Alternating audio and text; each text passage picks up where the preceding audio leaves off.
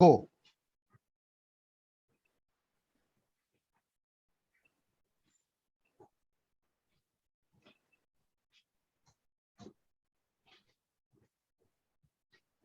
Good morning, everybody. This is my proud privilege and honor to deliver Dr. Brigadier Manoj Mohan Rai Memorial Oration in West Bengal Cytology Society, IAC West Bengal chapter of IAC in 2021. My tribute to Brigadier Manoj Mohan Rai, a stalwart in the field of diagnostic pathology. My tribute to Brigadier Manoj Mohan Rai, who retired as Professor and HOD of Pathology, Pune, Armed Forces Medical College, Pune. He is the doyen in histopathology and cytology and a founder member of cytology. This oration has been in his name just to give a memorable event in our West Bengal Cytology Society. My tribute to him. My tribute to Professor P.K. Mukherjee, who helped to start FNAC, fine needle aspiration cytology or needle aspiration cytology or needle aspiration biopsy cytology in West Bengal in 1984 when I returned from PGI Chandigarh. My tribute and blessings to Professor Dilip Kumar Mishra, who has referred almost all these cases of bone tumors. He is considered as a father figure of orthopedic surgeons of our state. I went to his house to seek blessings for this oration. My topic is aggressive giant cell tumor of bone, my experience of more than 3 decades. This oration has first been delivered by me in P.N. Wahi Academy Oration. That's the highest award which is being given by Indian Academy of Cytology to a cytologist. This oration was delivered in Bhopal on 17th December 2004. And there the hall was filled with delegates from different parts of India. After that oration, I was invited in 2007 in Warangal, Dr. K.S. Ratnagar, who does not need any introduction in the field of IAPM. He awarded me and given the honor, the huge honor bestowed on me in 2007 in Warangal, in Andhra Pradesh, where I delivered the oration, the state chapter oration in the name of his parents. After that, in 2010, Rajasthan chapter of IAPM, there I delivered the same oration of aggressive giant cell tumor of bone. Next is in Belgaum, where we find Dr. Patil, who is a father figure and very stalwart in the field of IAPM, past president of IAPM, past president of Indian Academy of Cytology, and Dr. Vani Santosh, who is the head professor and head of NIMHANS Bangalore, are also present. So this oration has been delivered in different parts of India, but this is the first that I will deliver this oration in our chapter, that is West Bengal Cytology Society. So diagnosis of bone tumors. So Jaffe's triad, the Jaffe's triad depend on 3 persons, the surgeon, the radiologist, and clinical cytologist. The patient usually goes to a surgeon with complaint of some problem related to bone. The surgeon examines and sends the patient to radiologist, and the radiologist does the necessary investigation starting from routine X-ray to CT and MRI, and the patient is referred to surgeon. The surgeon then sent to the clinical cytologist to do FNAC from the deep-seated lesions or from an incisional biopsy and send the patient for the histopathology report to this cytologist. But in 1984, the bone tumors were subjected to needle aspiration biopsy cytology, and most of the cases were referred from R.G. Kar Medical College and Hospital, Calcutta, the regional colleges, and also from the distant colleges in different parts of West Bengal. So giant cell tumor of bone, as we see that 4 to 5% of all primary bone tumors, peak incidence 20 to 45 years, seldom seen in skeletally immature individuals. It occurs in the end of long bones, flat bones, tubular bones, hands and feet, and rarely multicentric. So classification and grading of GCT of bone according to Jaffe and Lichtenstein, we find conventional GCT of bone, that is grade 1, aggressive GCT of bone grade 2, primary malignant GCT of bone, and secondary malignant GCT of bone grade 3. Primary malignant GCT of bone is usually arises de novo. For diagnosis, we have to see two focus, that is the benign GCT plus the adjacent area showing the malignant change. Secondary malignant GCT of bone is usually iatrogenic, and most of the cases are due to the radiation therapy given to GCT, which are usually deep-seated or by repeated curettage and bone graft leading to secondary malignant GCT. Campanacchi radiographic grading, this is being accepted throughout the world, where they have told grade 1 is a quiescent lesion. What is quiescent lesion? It is a cystic lesion in the bone with well-defined margin, that is, it is surrounded by cortical bone, without any cortical bone involvement, having a soap bubble appearance, means the inside there are thin partition of bones giving a soap bubble appearance. When the lesions become active, that is staged grade 2, we find that the soap bubble appearance is replaced by a homogeneous lytic lesion, but it is surrounded by thin cortex without cortical break. In aggressive lesion, where you see that there is a lytic lesion, homogeneous, but the most dangerous is the cortical breakdown. The cortical breakdown has occurred. You can see this is the cortical breakdown and soft tissue involved. So this is aggressive GCT. This is totally different from quiescent active lesion going towards aggressive GCT. Now we can see some of the X-ray pictures. This is a quiescent GCT where we find the cortex is intact. There is soap bubble appearance, thin cortical bone separating the tumor, but there is no destruction. The cortex is intact and there is no expansion much. And this is an active lesion where we find there's an eccentric growth. This soap bubble appearance has completely been replaced by a homogeneous light with thinning of cortex, but cortex is intact. So this is an expansile lytic homogeneous with intact cortex. But when the aggressive lesion, where we find that this is the area of destruction of the cortical bone with extrusion of the tumor outside. So this is the area of aggressive. Aggressive GCT means cortical breakdown, homogeneous lytic area with soft tissue involvement. This is early aggressive GCT, and this is the late aggressive GCT, where we find that there is total destruction of the cortical bone, destruction with soft tissue involvement. So if we see the stages, we find this is quiescent GCT, intact cortex with soap bubble. This is lytic lesion where the soap bubble disappearance with cortex, and this is the area of cortical breakdown with soft tissue involvement, aggressive GCT.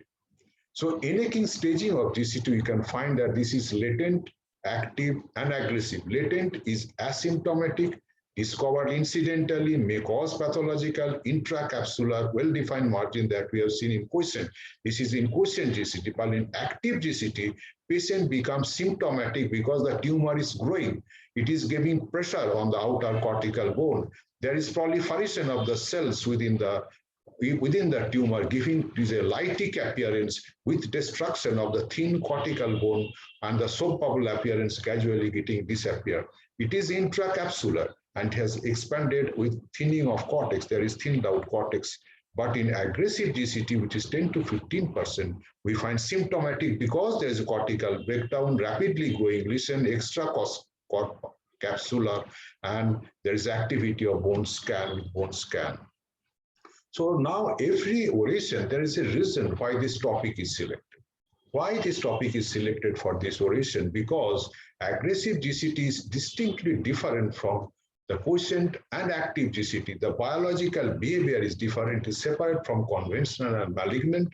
Diagnostic criteria is laid down for clinical imaging and morphology is totally different. Treatment is also differs. But the most important part is active intraosseous progressing to aggressive extraosseous. What is this term? This is the term is used when the tumor is surrounded by cortical bone. There is destruction of the soap bubble appearance. The tumor is growing rapidly and almost but the cortex is intact. This is the proliferating stage of the GCT, but once it proliferates, then the cortex is broken down with surrounding soft tissue involvement, becomes aggressive extraosseous. So we have to diagnose the case in active intraosseous stage. If it progresses to aggressive extraosseous stage, then the treatment becomes very difficult. There is a chance of recurrence and malignant transformation. So treatment modality changes. So morphology of diagnosis in aggressive GCT of bone, we can find special type of GCT known for local recurrence, high metastatic potential, early sarcomatous change, cytological criteria not clearly described. That is the most important. Radiologist has described the stages like quotient, active, aggressive, but cytologically, how will you distinguish between quotient, active, intraosseous, and aggressive extraosseous? So the cytology, morphology of the cells must be different so that it correlates with the radiological picture. And there is no ancillary techniques which is applied to other solid tumors like IHC or molecular techniques are not developed. So can radiology assess the progression from active to aggressive? We have to do it because the ideal treatment is to resection and block. This is the treatment that was done in stage of active stage, resection and block. Then early diagnosis is mandatory. Radiology can guide where it is going from intraosseous active to aggressive form. So radiology can guide it by the changes in the picture of the bone tumor, which is soap bubble giving rise to a homogeneous lytic area. Usually diagnosed late with cortical breakdown and soft tissue involvement, which can also be detected by X-ray, CT scan, and MRI. So unpredictable arena of aggressive GCT of bone, that this tumor can remain dormant for a long time. Spontaneous reactivation with aggressive clinical behavior and subsequent metastasis cannot be predicted. So the tumor may remain dormant, the tumor may remain soap bubble appearance, but we have to assess when the tumor, the soap bubble appearance is disappearing, the tumor becomes a lytic lesion, intact cortex, breakdown of cortex becomes aggressive. So these cannot be predicted. We cannot predict when the tumor from the dormant stage, it is going towards an aggressive extraosseous stage. So this is the area of uncertainty of this GCT of bone. So if we see the X-ray picture, we can find the soap bubble appearance within cortex. They are cortical breakdown with extensive outside extraosseous involvement. This is aggressive. This is quotient, and this from quotient is going to active to aggressive stage. Similarly, in this case, we find that this is the quotient, and there is soap bubble appearance, and this is going towards aggressive stage when the cortical breakdown is soft tissue. See the expansion. See the tumor, how much it has expanded from this part to this part. So this is an area of active stage because soap bubbly appearance is not there. It is a lytic lesion, but there the cortical breakdown with surrounding soft tissue involved. So this is the area where the hip bone where you find ilium, ischium, and pubic. Pubic ramus is expanded. See the comparison with this normal part. This is expanded. This is a lytic area. This is soap bubble appearance has disappeared. So it is lytic, expansive lesion, active stage.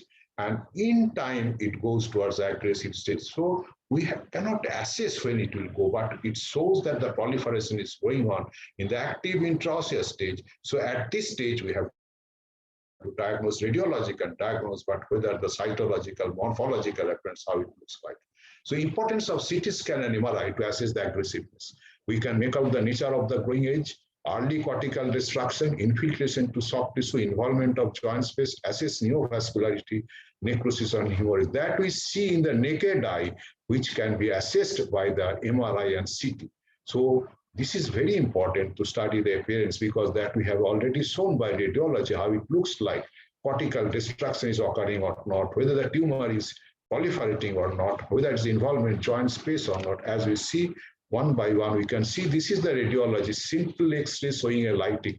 We cannot make out much, only a lytic lesion, but when you see the CT scan, we can see the huge tumor occurring in the head of humerus. We can see this is the tumor, the soft tissue, but in X-ray, we cannot appreciate much.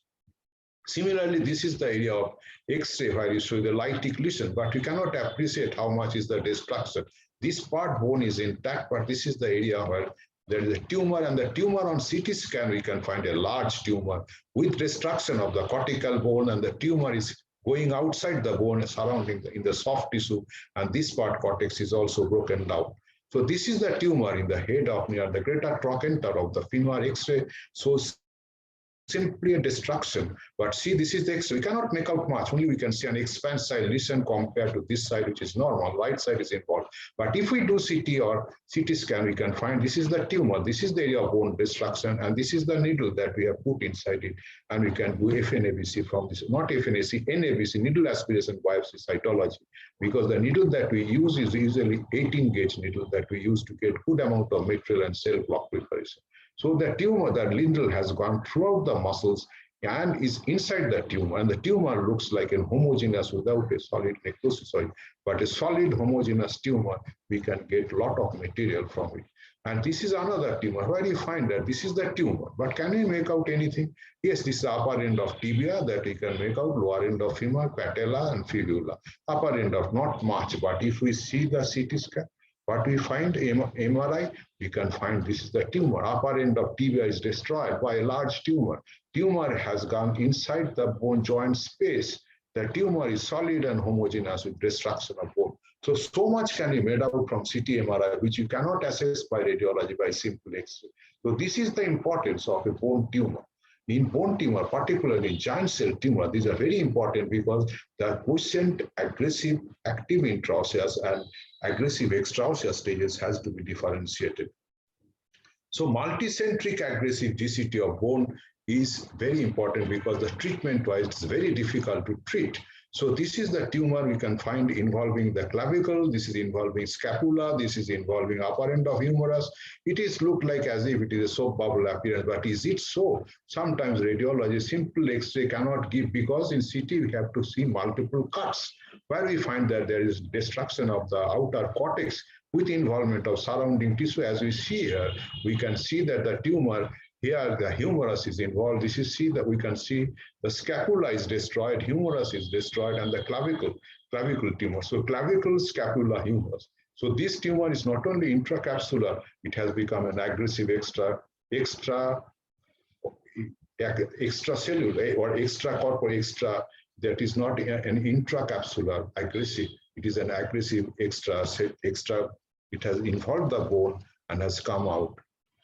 So aggressive GCT of bone occurs in proximal tibia, distal end of femur, bones of hands and feet, but these are uncommon. But why vertebra, flat bones, and skull bones have special importance? Because for treatment-wise, they differ. So this is the treatment where you find that the cuboid bone is involved. You can find a homogeneous lesion over here. So this is a cuboid bone, but it's active intraosseous. We can see that there is no soap bubble appearance. This is the outside, looks like as if a swelling, but when you see the X-ray, we can find that this is the metacarpal bone and this is the carpal bone is totally destroyed. It is active this is aggressive extraosseous. Aggressive extraosseous means it has destroyed the cortical bone, soft tissue involvement. So sites of aggressive GCT with high recurrence rate. Why there is occurs in basis of atypical sites, flat bones, vertebra, sacrum, hip bones.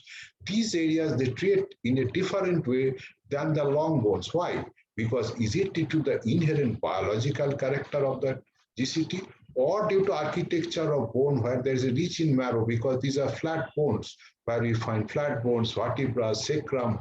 These are the areas rich in marrow with thin cortex, so that the tumor has time to proliferate due to the rich vascular supply. And the tumor not only proliferate, it may cause destruction of the outer thin cortex and it produces into an extracorpuscular, that is aggressive extraosseous. So it goes very nicely to the aggressive extraosseous from active intraosseous stage. So this is the vertebra where we find that this bone is destroyed and the tumor is there and it has come out, this aggressive extraosseous stage of the tumor. So this is the tumor where we find the rib is destroyed and the tumor has come out in the involvement of the surrounding soft tissue. Similarly, in case of hip bone, the ilium is totally destroyed and this has become an aggressive extraosseous tumor. So these tumors are very difficult to treat. What will you do? Will you go for amputation? Will you go for hip replacement? Will you go for the therapy which require removal of hemipelvectomy? Because these areas, in spite of repeated curettage and bone graft, they recur and they undergo malignant changes. So this is the sternum where you find that the sternum is destroyed and the huge area of soft tissue involved. So the skull bones, how to treat these skull bones?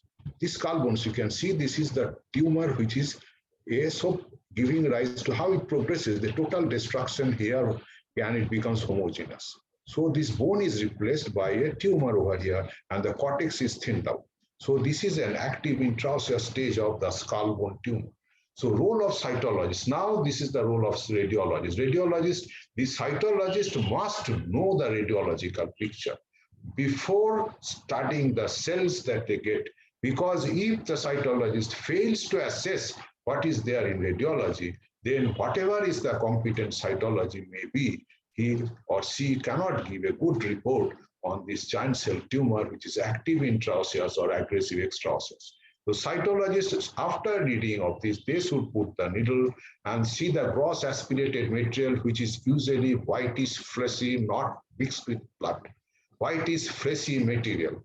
And this processing of the whole material and part may be made for cell block. To study the cellularity of all slides, equal importance should be given to giant cells and stromal cells, because our idea is to give importance to the stromal cells and ignore these giant cells. No, we have to give importance to giant cells. That is the theme of the paper, importance of giant cells we have to see.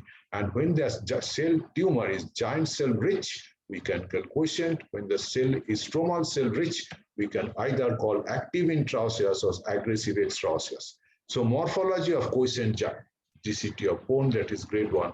This is quite, we have already seen that is a grade 1 or quotient soap bubble thin cortex, not expansile lesion. But if we see the cytology, what we find? Abundant osteoclastic giant cells. Plenty of osteoclasts and stromal cells are few. And if we see the osteoclasts, then we find that the nuclei are monomorphic. They are in the center part. The good amount of cytoplasm. The outline of the cell is very clear, distinct outline. Good cytoplasm, the nucleus monomorphic. They are in the central part, and the stromal cells are few, which are also monomorphic. So if we see under high power these giant cells, they have abundant cytoplasm. Their outline is very distinct, and the cells see the amount of cytoplasm mixed as if it is in resting stage. It is in the resting stage. And similarly, in the histopathology, we find cells have abundant nuclei. The nuclei is the central part, monomorphic type of nuclei out, and the outline is clear and distinct. And morphology of now coming that part slowly. Intraosseous active grade 2 stromal cells and osteoclastic giant cells, both we have to see equal importance. So this is the part of active intraosseous where you find that the soap bubble, no soap bubble appearance, thinned out cortex, but cortex is intact. And this lytic lesion, and this is another lesion in the thumb where you find the expansile lytic lesion, but the cortex is still intact. So what we see in the stromal cells, we have to see the proportion of stromal cells to osteoclast, relation of stromal cells to osteoclast, arrangement of cells, whether compact or loose, shape and size, abnormal appearance, nuclear cytoplasmic ratio, mitotic figures, and nuclear pleomorphism. So if we see this is an active intraosseous, what is active intraosseous? Means the cells are proliferating, they're surrounded by cortex, they cannot move out. So there is some compact arrangement of the stromal cells which are proliferating inside in a closed space, so they are living compact. And the giant cells are few in number. The giant cells are few in number and they have less number of nuclei.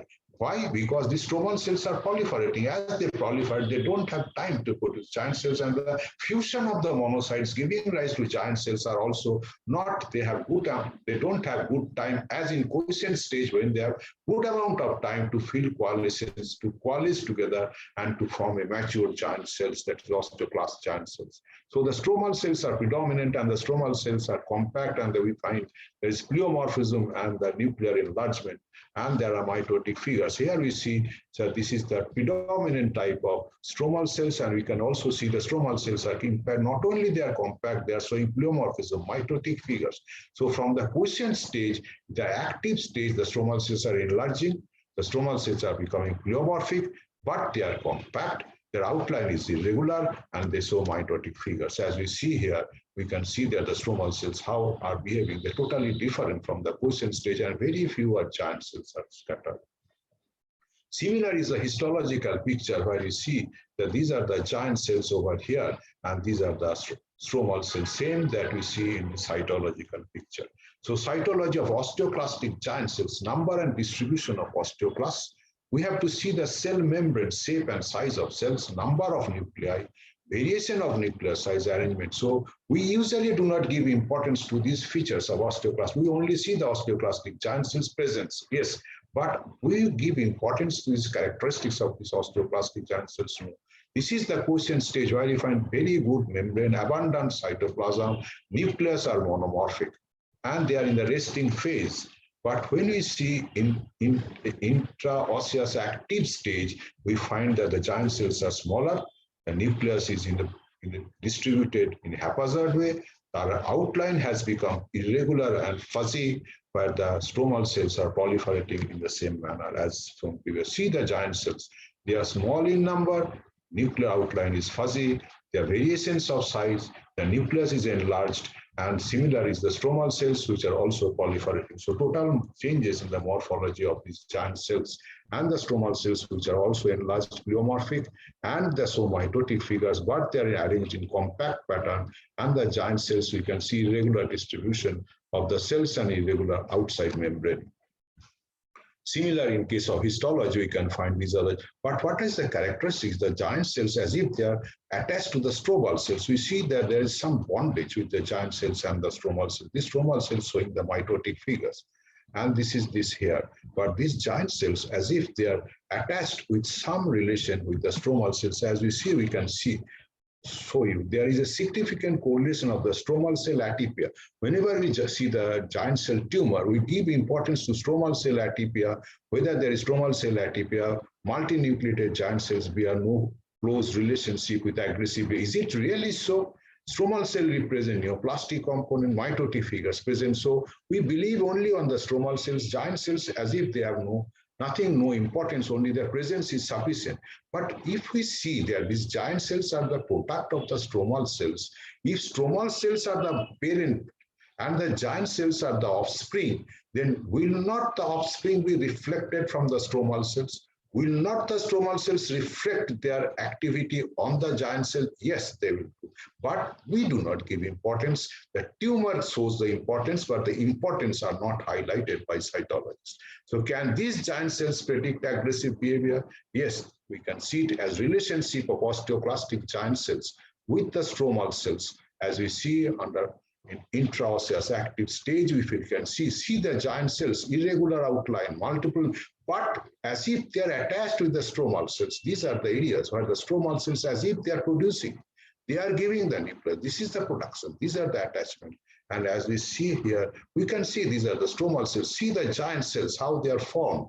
See the giant cells, and these are the stromal cells. So as if they are being produced by this, as if they are produced by the stromal cells. So they are close bondage. And see, they are similarly close bondage with the stromal cells. They are not like this. They are irregular nuclei.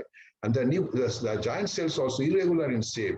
They are not a quiescent stage as we see, but they are irregular disturbed, and their attachment with the stromal cells. So these are the parent cells, these are the offsprings. So these are reflected in the giant cells. Similarly, in histology also, we find the giant cells with close association of the stromal cells, which are pleomorphic, which are enlarged. And similarly, the giant cells, which are also enlarged, the nuclear pleomorphism.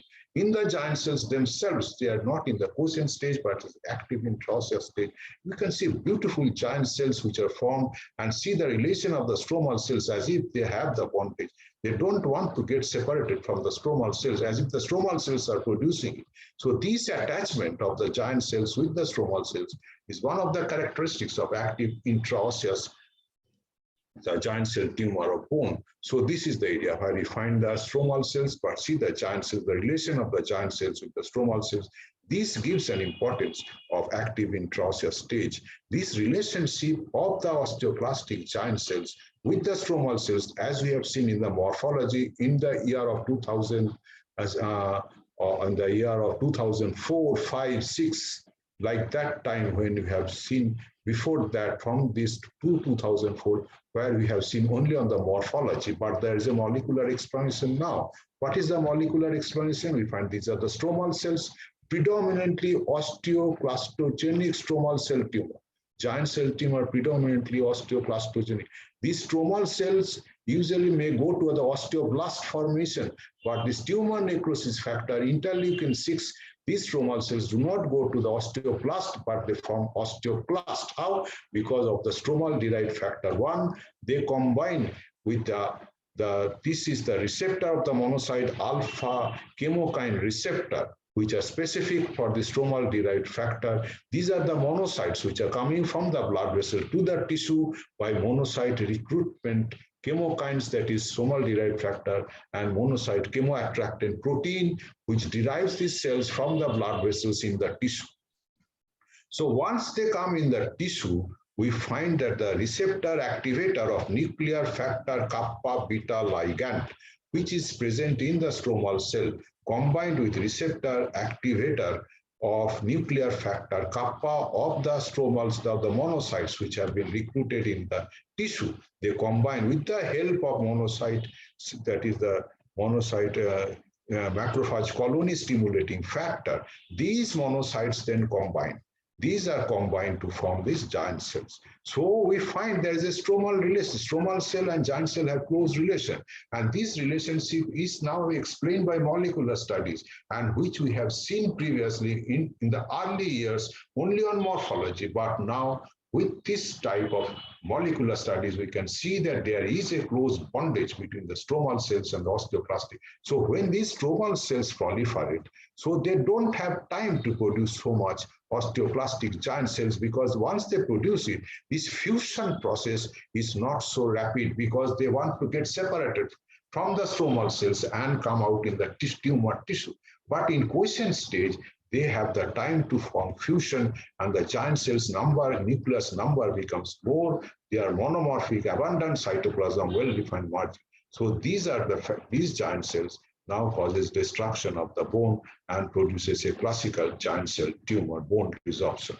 But this is usually prevented by osteoprotagerin, which binds with this and prevent the formation of this. So this pathway of RANKL and OPG is the signaling pathway. But once this OPG becomes depressed, so this pathway becomes very active, RANKL and RANK combination, and the giant cell formation occurs.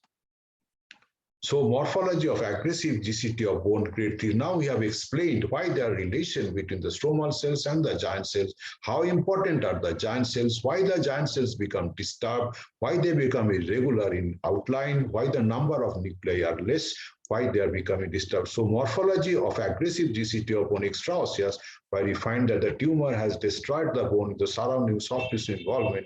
Similarly here, also in the metacarpal bone and the carpal bones are also destroyed, and the soft tissue involvement is there. But this is an interesting case where you find that the vertebra is not only destroyed, there's a huge tumor coming from anterior to posterior mediastinum, this whole mass. And along with this, we have put the needle up to this part. It can go with guidance. And this is a malignant, a highly virulent giant cell, aggressive, that is aggressive extraosseous. It has started inside the vertebra as active intraosseous. That stage we could not diagnose. See how it is progressing. This vertebra is destroyed, slow destruction, whole vertebra destroyed, and the tumor has progressed. So here it has not progressed so much. We can find the blood vessels, the trachea. The tumor is here only. The tumor is here only. But here the tumor is destroyed, and up to this, the whole mediastinum from manubrium to this part, encircling the trachea, the tumor has grown up. So the morphology is totally different. What we find in case of extraosseous aggressive extraosseous, we can compare it with a prison. In a prison, there is a wall. The prisoners who are the person who they are towards the wall, waiting when the wall will break. So they accumulate, they proliferate, they accumulate.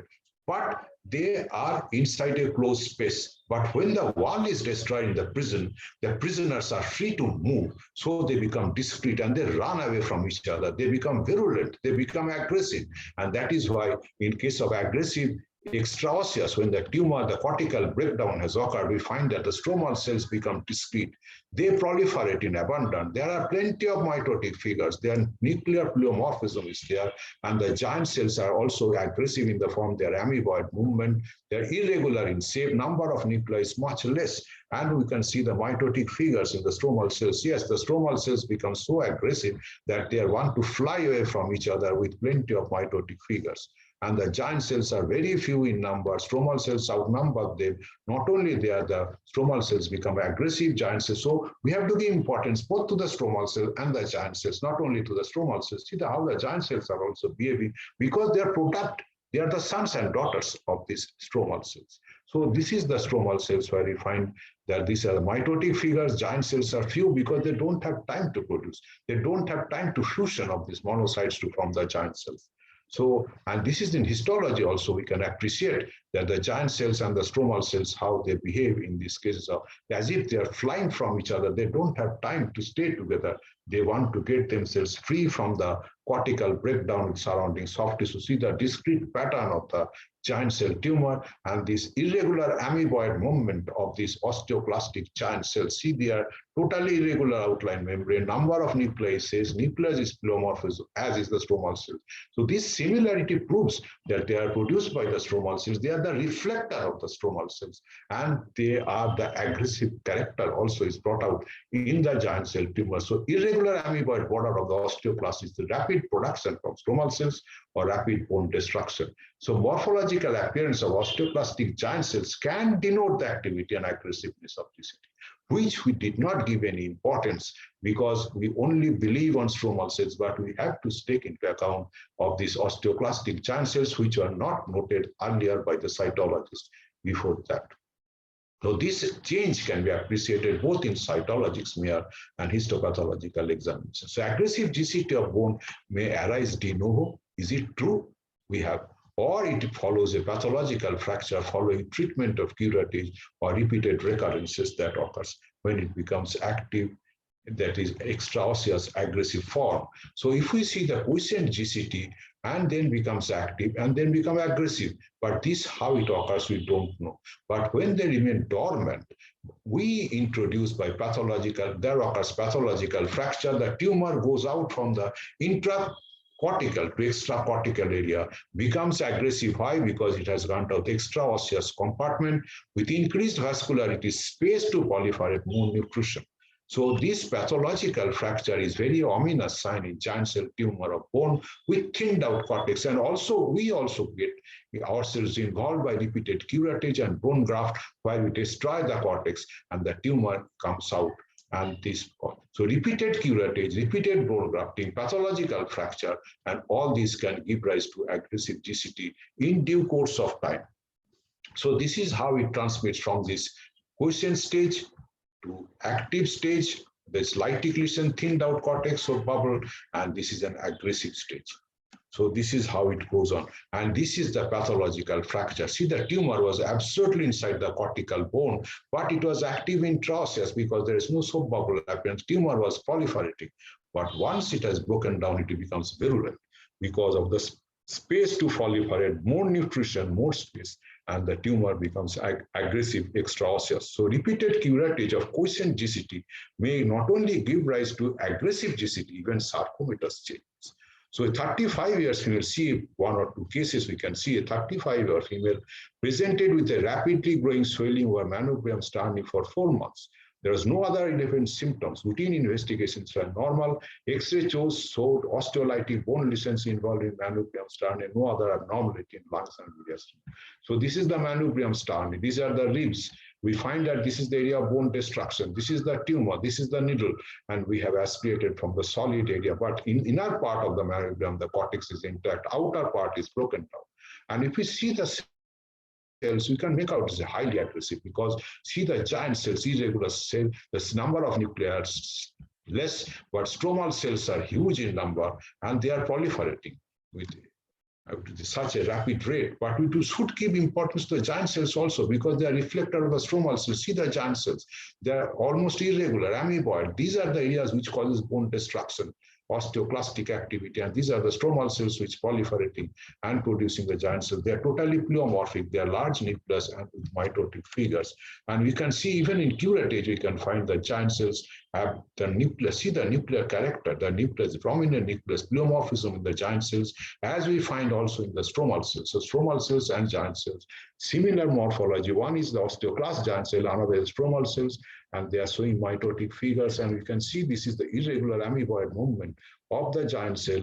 And see the giant cells, they are fuzzy margin, the prominent nucleoli, but the stromal cells. So both of them should be combined together to see the nature of this aggressive GCT of the sternum. What happened? Repeated curettage and recurrence has occurred. So you can see that repeated recurrence and curettage, how many times incision was done, the bone grafting was done, and ultimately what happened after that, the total destruction of the sternum and the soft tissue involvement.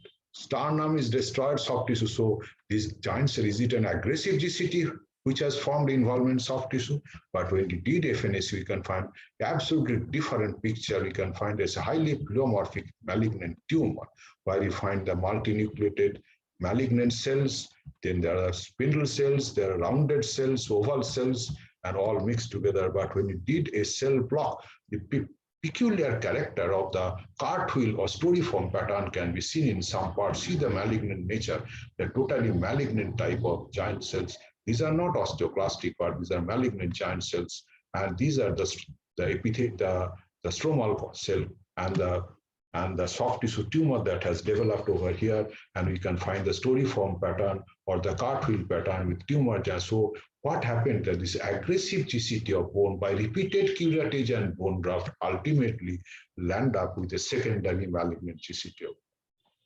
This is secondary malignant turning into pleomorphic sarcoma, which is totally different from the giant cell tumor. And this is secondary malignant GCT of bone, which is known for different sarcometas. Different type of sarcomas may develop. One is pleomorphic sarcoma malignant fibrous histiocytoma. And another 25-year male patient presented with a backache for 6 months, which is increasing in intensity.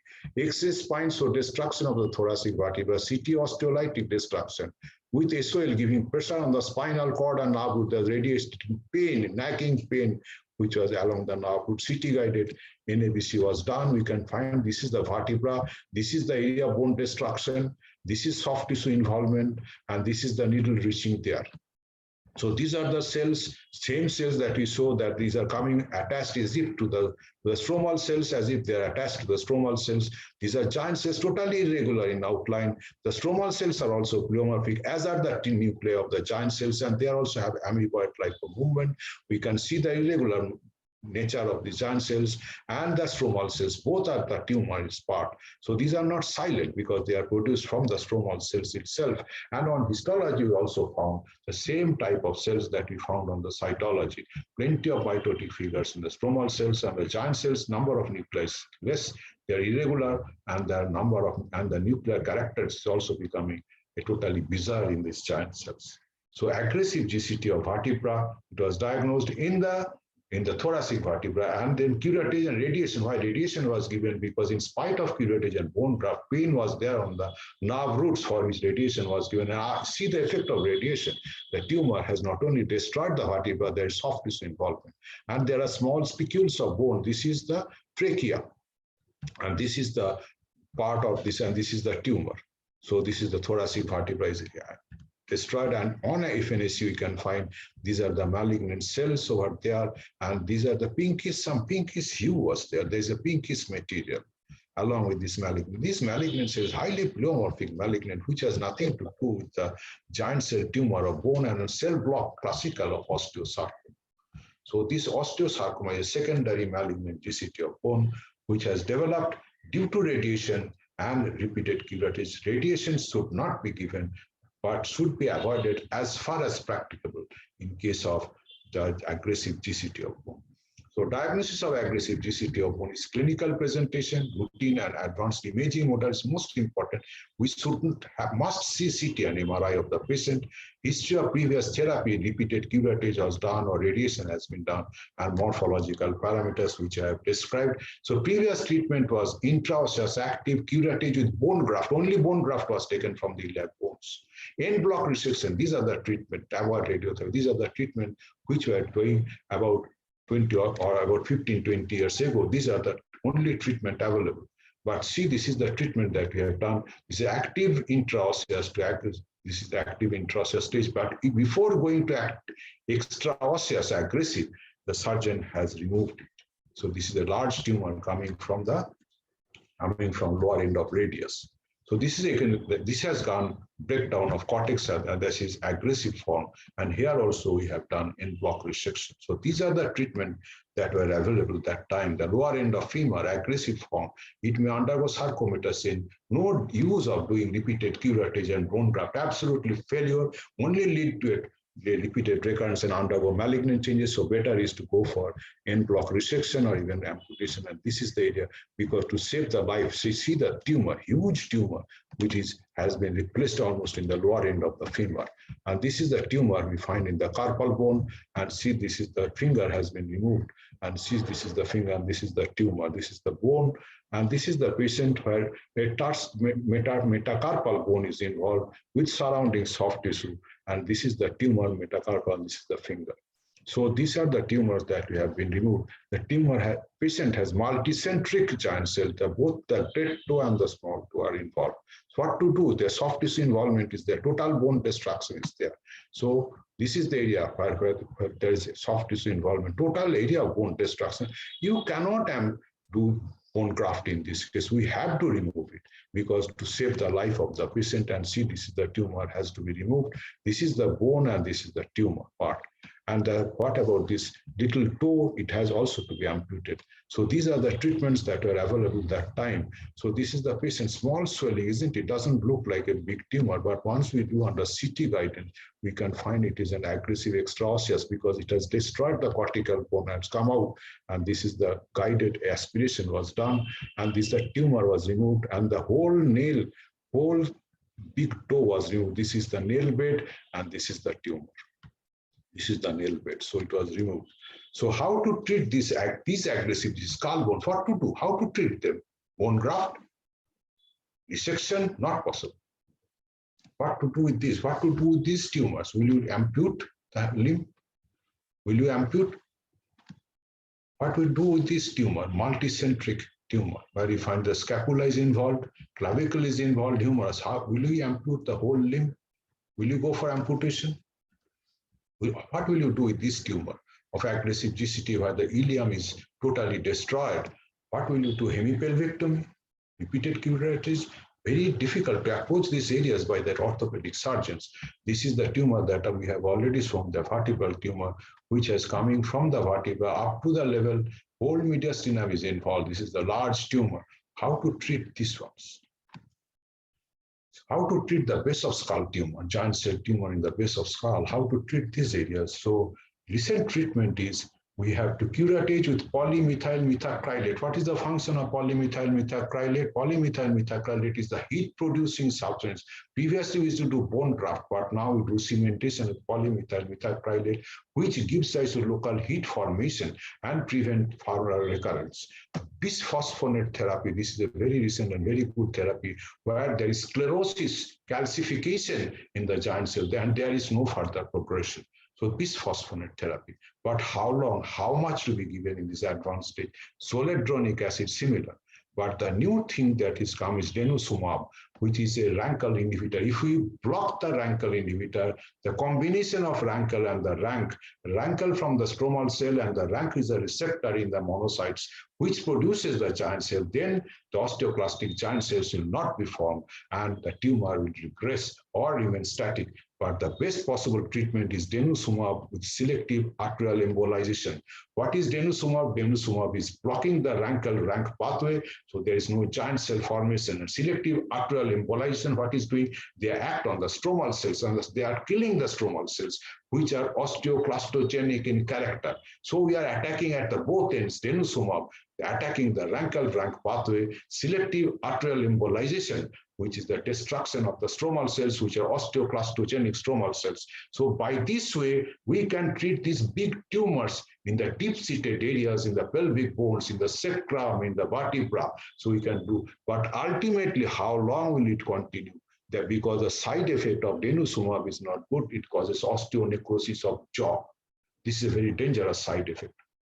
So ultimately, we have to do en bloc resection, particularly in long bones. Now, research is going on new therapies to target mutant protein on this, on which the giant cells tumor formation and proliferation occurs. So if we go to this, this is the treatment in 2020-21, we find in the extremity, we usually do curettage and bone graft, and in deep-seated, we can go denosumab treatment. But ultimately, we have to go en bloc resection in extremity. But in sacrum, pelvis, and spine, usual treatment is by denosumab and by embolization, because to block both the ways. But if it is possible, approachable, then we can go for en bloc resection. But in cases of malignant GCT, whether it's a localized or distant spread, localized, we have to do wide resection, and with distant spread, we have to do chemotherapy. So giant cell tumor, as we see, is not a simple tumor. It has so many facets to be described, so many areas of interesting areas that were described in giant cell tumor or bone. If we go inside any tumor, which is so fascinating, not to think of a simple giant cell tumor or bone. So these are the publications that we made from the year 2000 to 2002.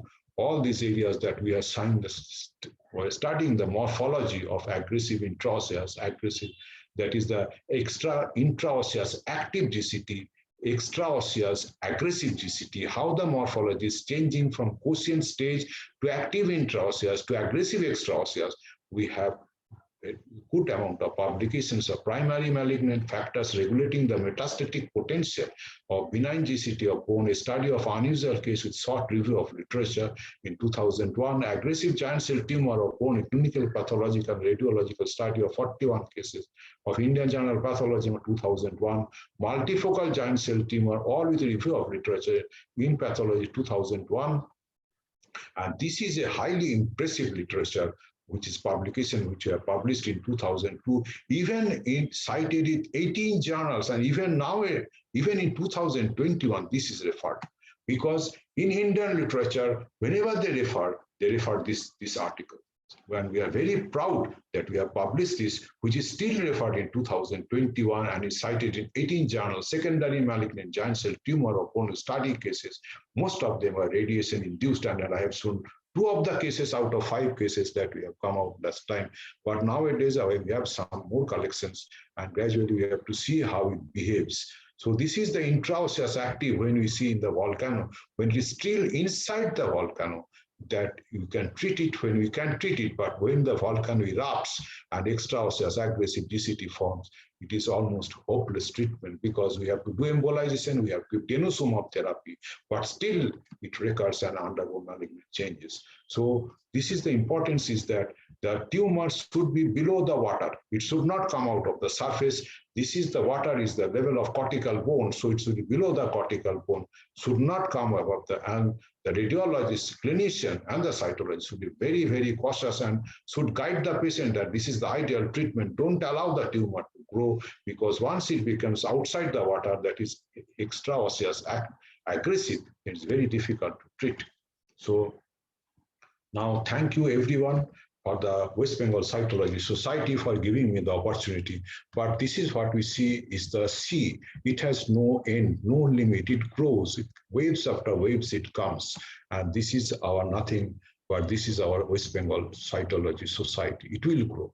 It has grown. It is like waves. It is sea. It is boundless. And it has been born in 2007. It has been well nurtured, and it has come to such an extent now with the governing body, and my passion towards it, because in 2007 it was given birth to this West Bengal Cytology Society, ISC West Bengal chapter. I have complete faith on the governing and EC body that it should be upheld as one of the best chapters in our Indian Academy of Cytology. With this, I want to end my lecture and what I hope you have enjoyed it. Thank you very much.